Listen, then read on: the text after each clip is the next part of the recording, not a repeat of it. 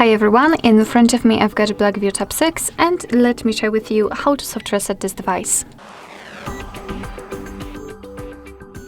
So if you meet any kind of problems with, for example, the screen in this device, and the screen froze and you cannot tap on anything, you cannot do anything, you can try to force restart it. And to do that, we have to press the power button, which is located on the right side of our device, and press it long enough until you'll see the black screen and the developer's logo. So let's try to do it. Let me press this button.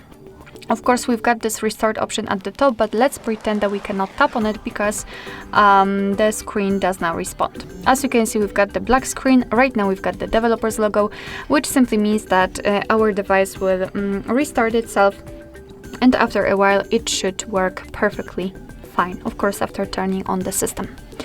Alright, so that will be all. Thank you so much for watching. I hope that this video was helpful, and if it was, please hit the subscribe button and leave the thumbs up.